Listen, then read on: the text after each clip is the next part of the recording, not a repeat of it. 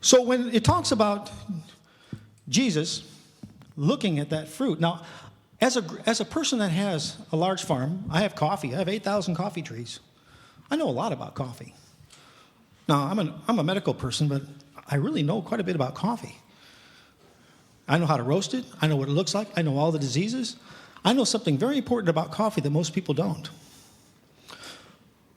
When coffee is growing and it only produces a few beans, it's not even worth harvesting. There's only a couple of beans on there. I mean, you're going to send somebody out there to harvest it. It's going to cost you more money than it's worth to harvest that coffee. But there's another secret that's very important. And you're going to find this in your practice. If you don't harvest the coffee right now, next year you'll lose your whole crop. Well, what do you mean? Well, there's a little insect called broca. And the broca enters the coffee bean if it's left on the plant. And so if you don't take off those 20 or 30 coffee beans that are far more trouble than they're worth to hike up the hill to get them, next year the broca will have attacked your coffee plant in the off season and will infect the entire crop. And you'll lose it all. Now, my coffee farm, which I bought from Juan Valdez, I might have to say. I'm going to have to sue that company. My coffee farm produces 8,000 pounds of coffee a year. Now, I don't get a whole lot of money out of coffee, but I don't want to lose 8,000 pounds of coffee.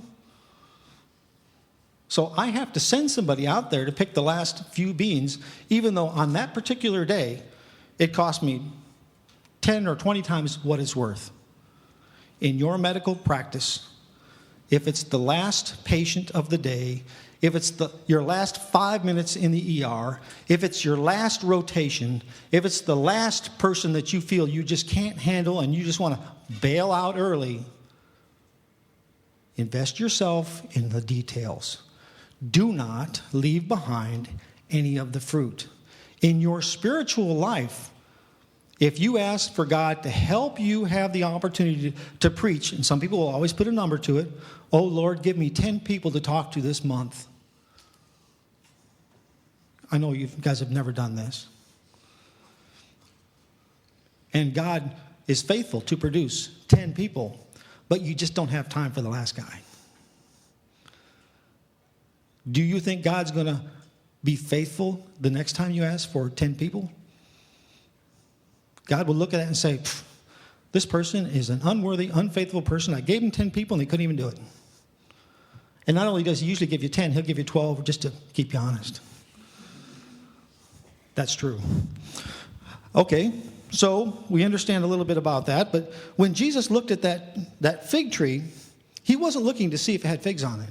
Well, not actually. He was looking to see if there were little budlings of figs on it, because every single tree that is produced by a fig tree, twice a year, a fig tree produces fruit. And it's in the spring. This was in the spring. It was in the spring, and he was looking to see if the tree was ever going to produce fruit.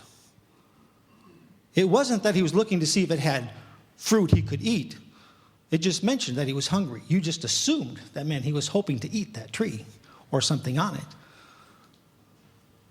But it was his hunger, and Christ had hunger in many ways, but it was his hunger that drove him to look to see if this was ever going to be a productive tree. That's important for us to know.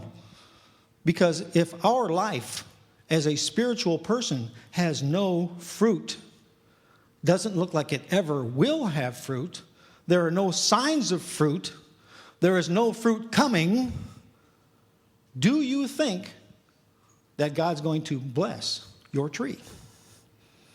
Think about that. That's a very serious thought. Let's continue in verse 13. Seeing in the distance a fig tree leaf, he went to see if it perhaps had anything on it. And he came and he saw it, and he found nothing but leaves, for it was not the season for figs.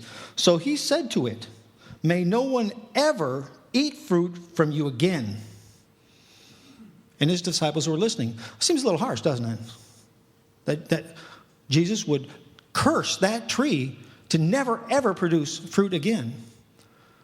Make the quantum leap. if we're not talking about a tree, if we're talking about man or woman or medical student or anybody else, if we aren't producing fruit in our lives as young people, as a young tree throws off shoots, if there's no obvious fruit now, there's no hopeful fruit in the future, it looks like this tree is a barren tree. It will never produce fruit. Do you think that God will prune that tree to make it more productive? Or do you think he's just going to go ahead and cut it down altogether? Now, you don't want to be in that position. Verse 15. And then they came to Jerusalem, and he entered the temple and began to drive out those who were buying and selling in the temple.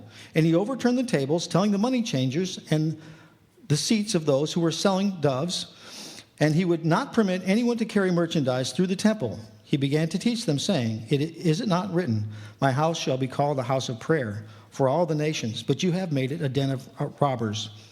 The chief priests and the scribes then heard this and began seeking how they were to destroy him, for they were afraid of him, for the whole crowd was astonished at his teaching. And when the evening came, they would go out of the city.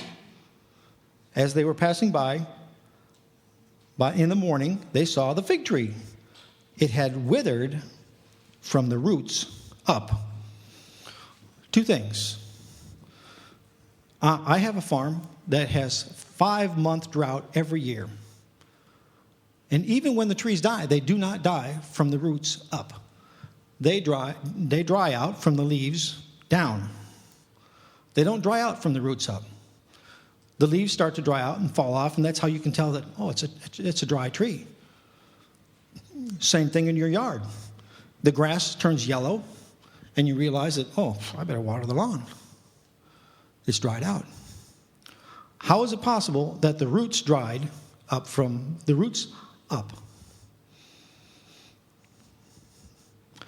Your foundation, the things that you do in your Christian life, will not only affect your fruit and your outward appearance, but it can dry up or destroy you from the inside out. And when you realize what's going on, quite often it's too late to fix. Temptation, sin, lost opportunity, put off things that you wanted to do. What made Jesus so unhappy about the tree wasn't that it didn't have fruit on it. It was that the tree was an analogy of the church. The church in Jerusalem had become barren, had become completely fruitless, and was accomplishing nothing. And what he was saying to his disciples is, do not let your faith become barren. Because all it's good for then is to be cut down and thrown into the fire. And that's all it's good for. It can't be pulled out of the fire. What I want you to realize, friends, colleagues, as you are young people looking for a walk in life, the opportunities will come. It's easy for you to say, once I get my own office, once I get my own practice, once I paid all my school bills off, once I'm not taking a test every 5 minutes, I'll be able to devote my life to Christ. And everything will be just fine. Well, number one, everything will never be just fine. It's a lifelong challenge. The end is over when the Lord returns. Until then, there's work to be done. Now, people have said to me, excuse me, Gary, but you've been on the mission field for 20 years. Don't you think it's time for you to retire and let somebody else take over? Well, number one, there is nobody else that wants to do what I have to do every day. This is my hat. I am, I'm the Indiana Jones of the Dominican Republic. I know that. Okay? I crawl in the holes. I do the things nobody else wants to do. It's not pretty, but it has to be done. I haven't been able to find anybody else that stupid that I can get to do what I do. So what I have to do then is I have to remember that if it's not over until the Lord returns, my job's not over yet. So I really don't plan on retiring. I don't really have time for that.